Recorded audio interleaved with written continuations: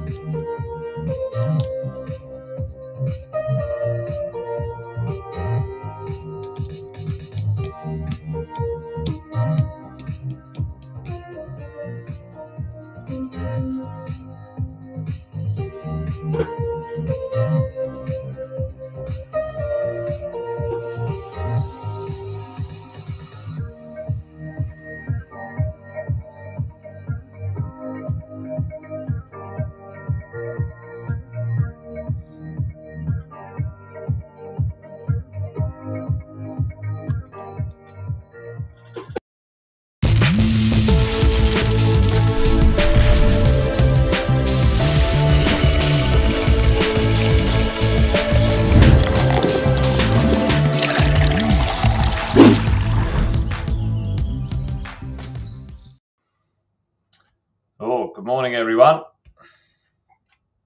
Get rid of that one. There we go. Hello. Morning, everyone. Welcome to another Wealth Coffee Chat. I hope you're all well, awesome, wherever you are. Good to see Grace got in first today. First Wealth Coffee Chatter. Good to see you, mate. Thanks for joining, Grace. Good morning to you. Alison.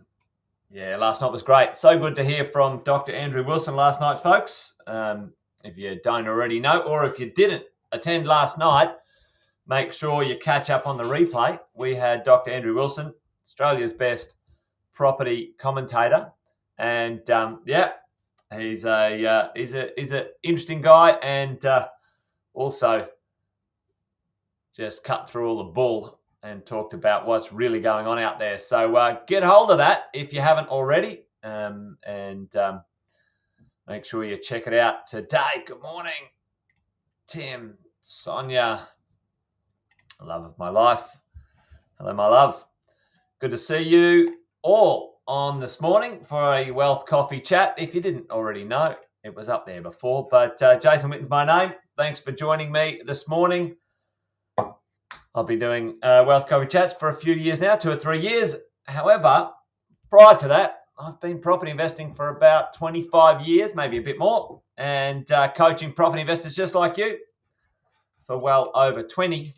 And along the way, learnt a few things, what maybe you should do, what maybe you shouldn't do. Each morning we get together and have a little moment, little cup of coffee, and talk about what is going on.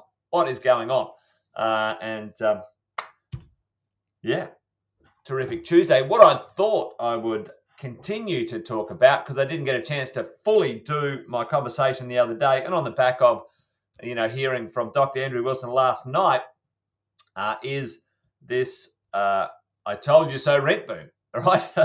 Yeah, it's underway. It's significantly underway, and I think I can see right now the second wave is coming.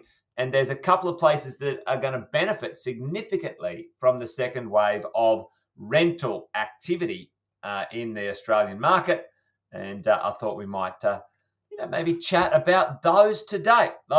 So give us a shout out in the chat where you are, what you're up to. Let us know. If you're brand new, then let us know. You might have just joined our mentoring and coaching program. Awesome. You might have found us or been recommended to us. So thanks for joining. I hope you enjoy today. We do this every day, every morning at 8:10 or around about 8:10. I try and get on at 8:10. Sometimes I start on time, and we usually try and finish at about 8:30. 20 minutes of Wealth Coffee chatting, so we can get our heads around, what is going on and make sure we continue to go forward. Got a couple of sayings. This thing's a marathon, not a sprint. It's going to take time to build your portfolio. And I think the easiest way to become wealthy with real estate is buy really well. Buy something that's good, that you're happy to own for a long time. Just buy well and don't bloody sell. The rest of it is just mechanics. That is the high level thing for as far as I'm concerned. So good morning and g'day to you. And there is someone coming in from Kalanga. Good to see you. Daniel, big shout out to Andy Fenton. Yeah, he's a mad kite surfer. There you go. All right, well, why don't we get into it? Why don't we talk about what is going on and have a little look at the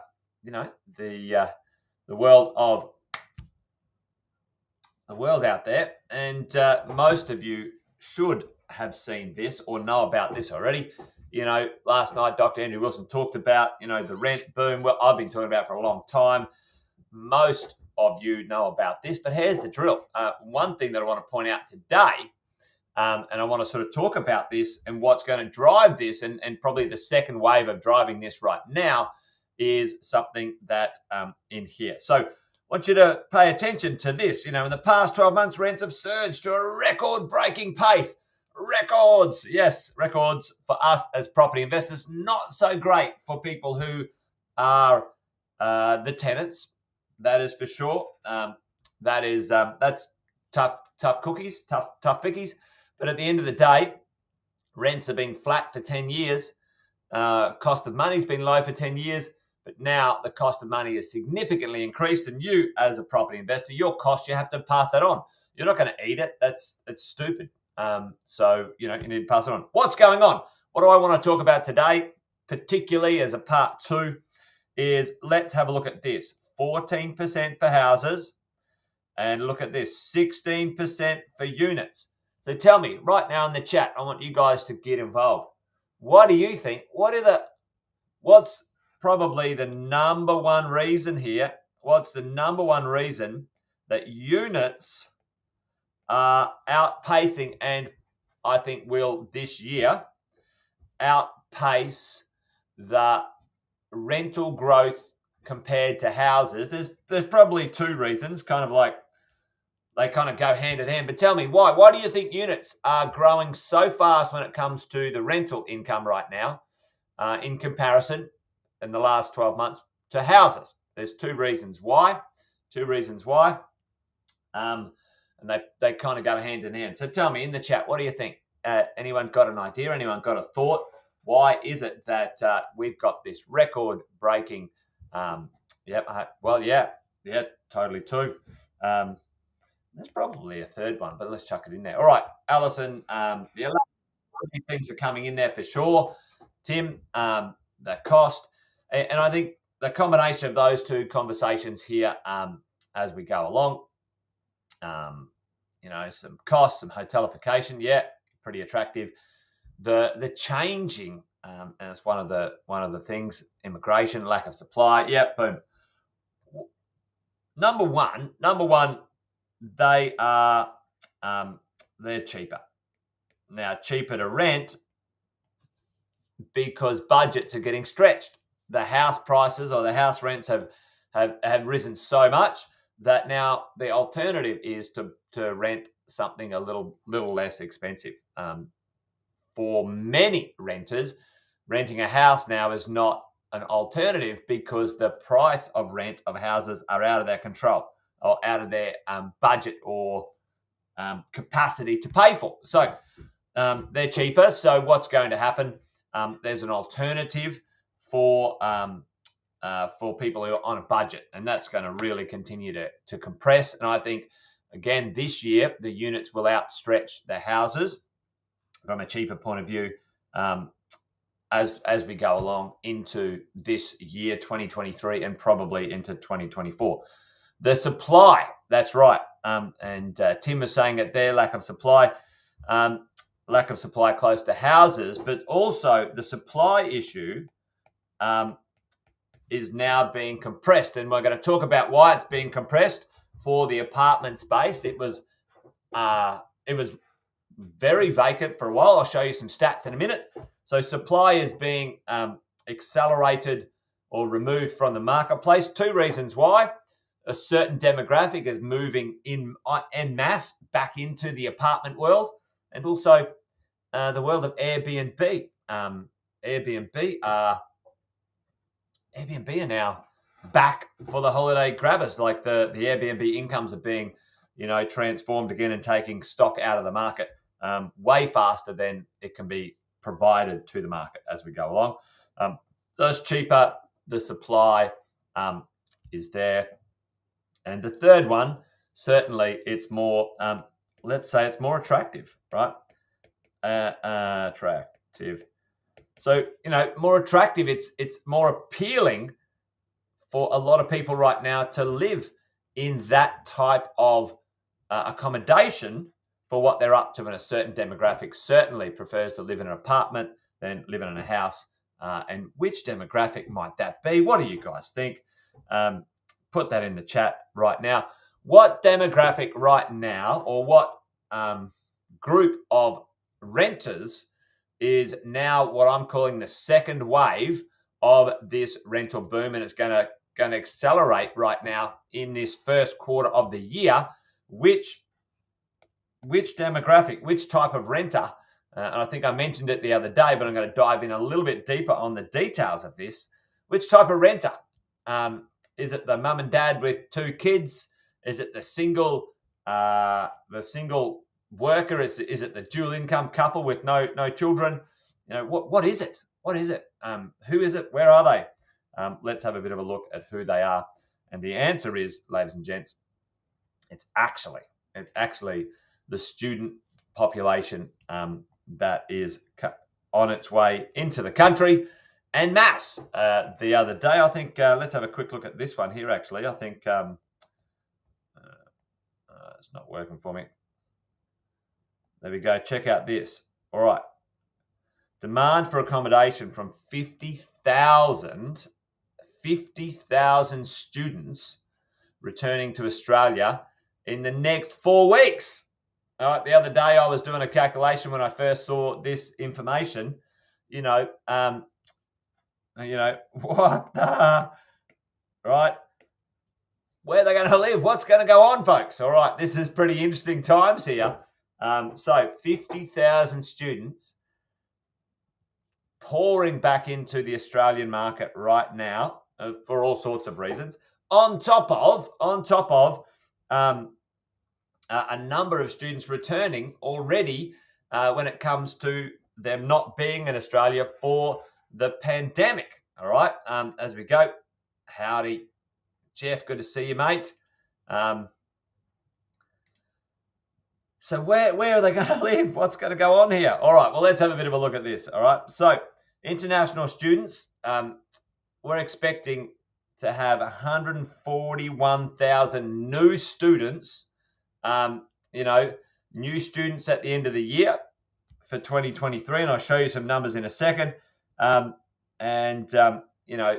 This is a pretty significant number when it comes to the Australian marketplace. So let's have a bit of a look at what's going on in the world of the students, all right? Where right now, if you look at the top here, it says 613,000. That was the end of 2022. 613,000 students in Australia. This was, the student accommodation or the student population rebounding after the pandemic. 613,000, rough numbers. It's going to be another 150 to 200,000 more than that now in 2023. So we're looking at 750 to 800,000 students. And where are they going to go? Tell me in the chat. No, they haven't, Alison. The politicians are avoiding this comment and conversation.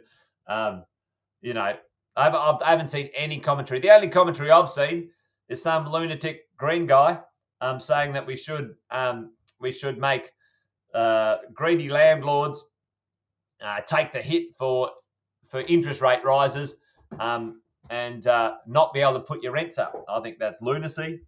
That doesn't help anybody. But anyway, there you go. I haven't heard anything from those guys.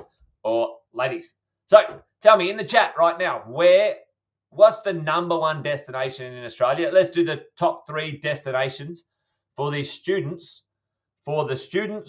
of the world entering Australia to study here and study here for quite a long time. Tell me, what are the 3 top states in Australia that receive the majority of these students?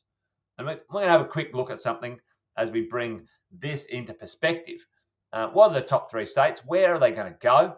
And let's have a bit of a look at this stuff when it comes to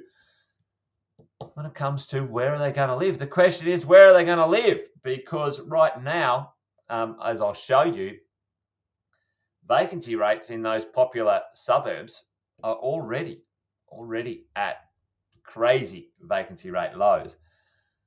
Where are the students gonna live? What's the state? What's the major states as we go along? So let's jump in and have a bit of a look. All right, let's go New South Wales. Yeah, that's pretty big. All right, Victoria. Yeah, okay. Well, if you add those up, yeah, it really goes. It goes New South Wales and Vic pretty well neck and neck, and then Queensland. All right, Queensland a long way down. So let's have a look at Victoria. Let's have a look at Victoria. Last night, Dr. Andrew Wilson said Victoria was affected the most when it came to vacancy and rental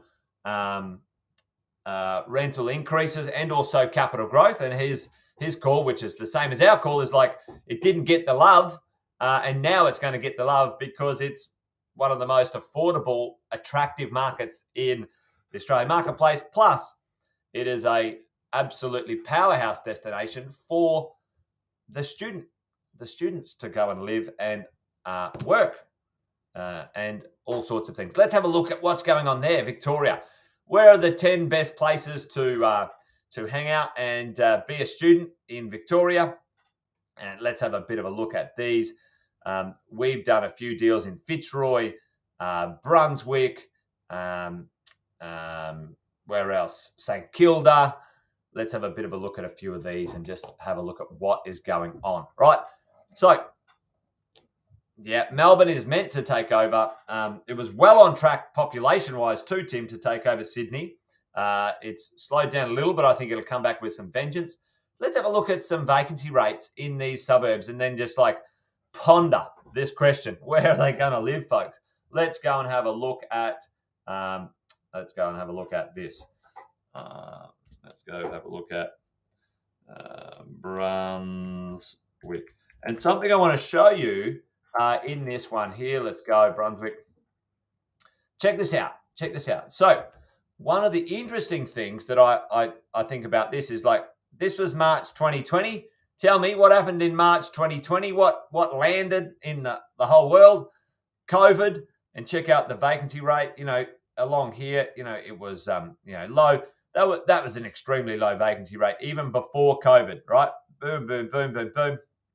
Okay, so now March 2020, what happened? COVID happened.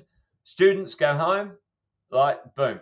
So the vacancy rate in these spots, in these places, fakely, temporarily spiked because of COVID. Didn't happen everywhere in Australia, but it certainly happened in locations that were student accommodation locations, and I'll show you a couple more.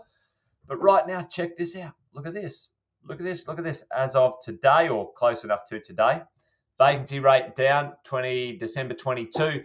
What are we going to see when that vacancy rate updates in March? What are we going to see, team? We're going to see it plummet. We're going to see it much lower. Vacancy rates in Brunswick. What does that mean? What does it mean to us as property investors? Well, you can put your rents up. That's what it means, because vacancy rate is low, the demand is high, and certainly when we get 50,000 students coming back into the country, folks, when we get these 50,000 students coming into the country, what is going on there? Where are they going to live? A lot of them like to live in places like Brunswick. That vacancy rate's going to go down. Your rents will go up, and away we go. So it's interesting to look at some of these stats and then understand where we are. We're now at, pre-pandemic vacancy rate, and it's only going to reduce, which will put some pressure on these places and location. Let's have a look at, a couple of other spots, and you'll see the same. Profile. Fitzroy. You'll see the same profile in this student stuff, right? Look at this. Okay, there we go. March 1.2, very low vacancy rate before the pandemic. Boom, up it goes. And then now look at this, back down, under 1% vacancy rate as we go along. And you can have a look at all of those, 10 places in here. Yeah, dead right, Jeff. What you can do in those places is not buy the student, the actual zoned student accommodation properties, because they're terrible for lending and all sorts of things. But you can buy in and around the areas, and you can get some significant extra rent. I know a number of people who will take a 2-bedroom apartment and rent it per room, so it's a shared place, and you kind of get a 20 to 30% premium on just renting it as one thing. So there's some things you can do there as investors as we go along. What does that mean to us as we go? Literally, let's bring this one to a close as today. What does it mean? Well, it means that there's already low supply, and the next 12 months, certainly the next 3 or 4 months, there's going to be super amounts of pressure with students pouring back into these locations. Depending on what side of the coin you are or which side of the coin, it's going to be positive for your rent. It's going to be positive for landlords, not so great for renters. And one thing last night that was really interesting, and I'll finish with this because we're over time, the restriction of a renter paying a certain percentage of their salary to rent. There's no restriction to that, but there's a restriction to how much you can use out of your salary for a mortgage. Let that land. There's no restriction of the percentage that you can use to pay the rent, but there is a restriction for you on your salary to pay the mortgage.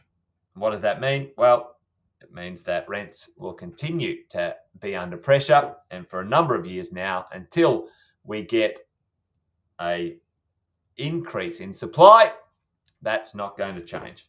Anyway, there you go. Plenty of other things. I've got 20 other things that I wanted to cover, but takes time to get there. Well, that's about it from me, folks. Hopefully that made sense. Remember, come and join me tomorrow for another Wealth Coffee chat. I was going to do part 2 on the servicing. I was going to do part 2, a couple of part 2s this week, actually, on servicing. So make sure you join me tomorrow, and we'll get into it again. All right, that's it from me. Wealth Coffee chat done and dusted. Adios, folks. Good to see you. Join me tomorrow for another one. Till then, bye for now. You guys take care. And remember, this thing's a marathon, not a sprint. Buy well, don't sell. See you, folks.